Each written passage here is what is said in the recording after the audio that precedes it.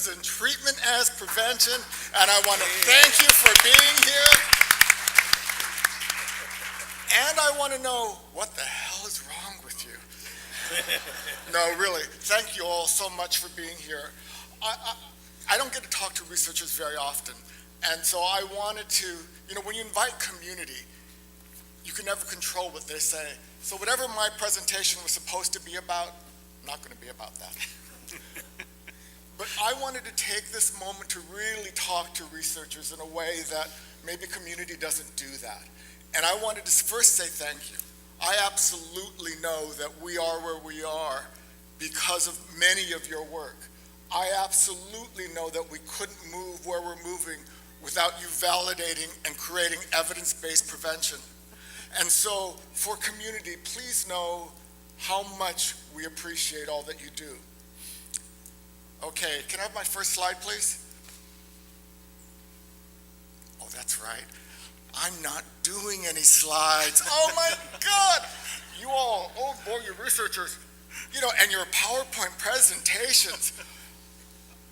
It's like, oh my God, if I hear one more PowerPoint presentation, not that they weren't valuable and not that they weren't interesting, because they were very valuable and they were very interesting, but boy, it was like just this cavalcade of PowerPoints.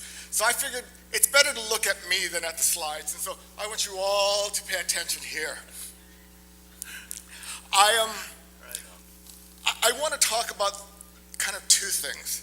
The first is I want to talk about what community needs, and the second is I want to give you some research challenges that as you're looking at what you're going to be doing in the future, how you could help community. But before I start, I need to say that everything that I'm talking about applies to the United States of America. I have absolutely no idea if it applies anywhere else in the world. We live in, us Americans are a very provincial country. We absolutely believe that if it doesn't happen in the US, it's not important. Oh, you laugh, that's true. So let's talk about what community means and kind of how is that changing. The first thing that we need is we need scalable efforts. And what I mean by that is that we can no longer do prevention that works for 100 people. We can no longer do prevention that works for 1,000 people.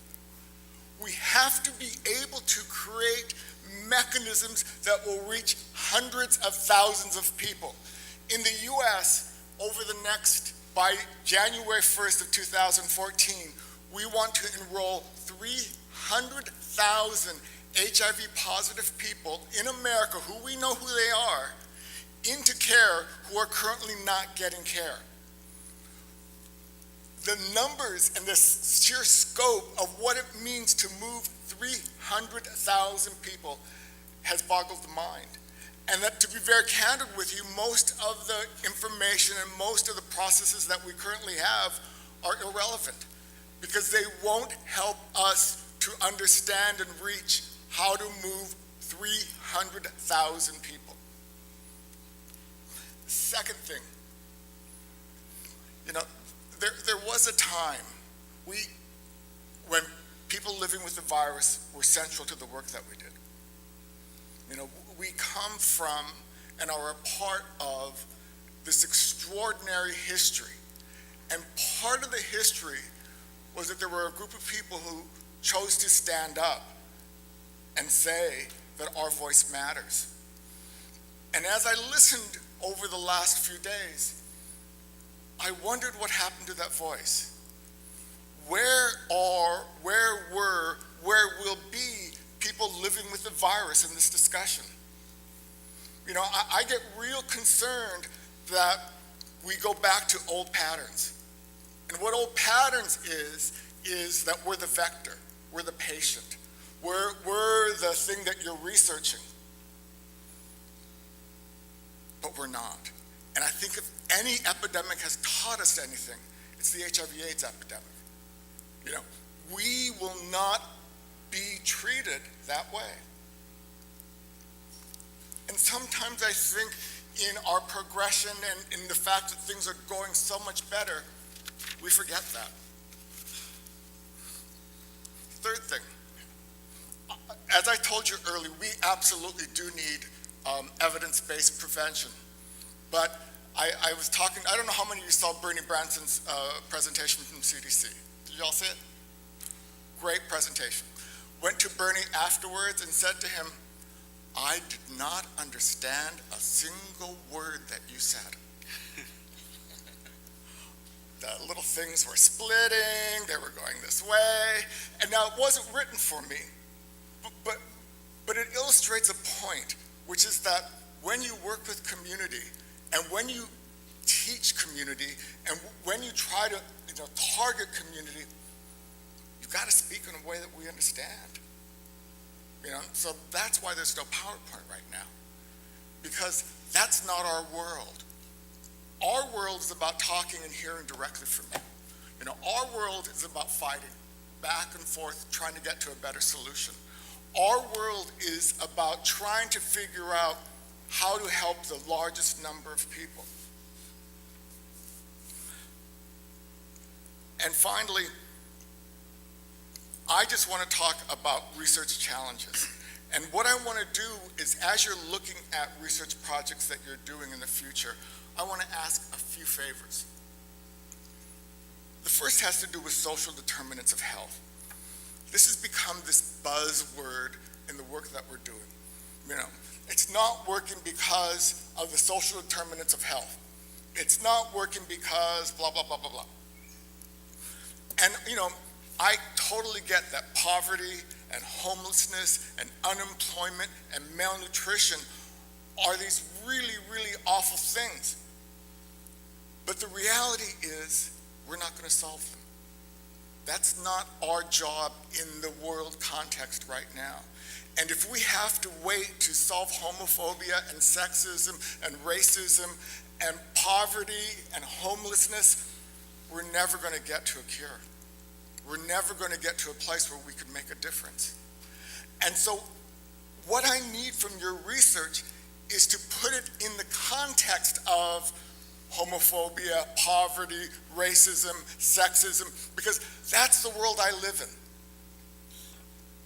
in. The world I live in is homophobic. The world I live in is racist. The world I live in is sexist. And so I've got to figure out solutions that don't call for the cure of racism, that don't call for the end of sexism, because I don't think we're going to do it. And so as we talk about social determinants of health, we can't let that be an excuse. Second, and this is really for the gay men in the room. How do you help a community that doesn't want to be saved? In the United States, gay men are the majority of new cases and the majority of cases. We are the driver of the epidemic.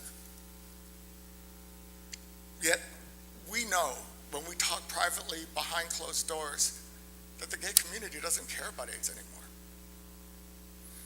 We did a study last year surveying the 15 largest LGBT organizations in America, looking at all of their newsletters, their listservs, and their communications. Of the 15 largest, over a 12-month period, there were only 5 articles on HIV. When we looked at the top 5 organizations based on budget, there were 0. When I talk to all of these EDs, what I hear from them is our donors don't care about HIV anymore because their friends got the medication. So how are we going to end an epidemic when the community that in America that we need to target doesn't care anymore? It's frightening, isn't it? Because that's some of the reality that we face.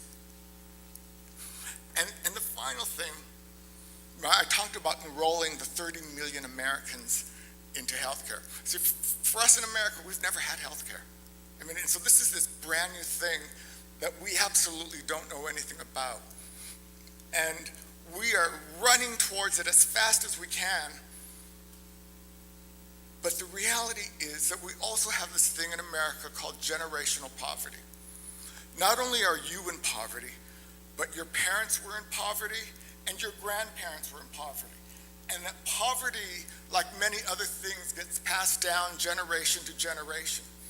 And we're asking a generation that maybe 3 generations in who lived in poverty to all of a sudden be able to understand how to access a system that nobody in their family and none of their friends have ever used. How are we going to be able to take the 30 million Americans who do not have health insurance, who are going to be getting health insurance, and change the way they operate, change the way they understand the system, change the way, we talk about the cost savings of getting out of emergency rooms, but if you don't know alternatives, you're going to continue to go to a nursing home. Oh, 1 minute, oh, sorry. Okay, so I'm going to close with the story. I am also one of the founders of the National Association of People with AIDS. There were 33 of us. We believed that we could change the world. We were young and naive. We created this thing called the Denver Principles that talked about the values of who we were as people, that talked about healthcare as a right and not a privilege. When my friend Michael Callan died, I was at his hospital bedside, and he turned to me and he said, "You were the last one alive. You hold our memory."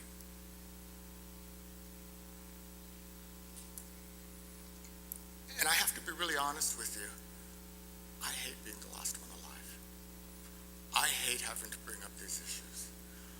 But I do it because I honor their lives. I do it because I don't know any other way to live. I do it because, for me, this is the way I can fight back best. And so thank you. Really, sincerely, thank you for what you do for this community. Let's just try to figure out how we can do it together.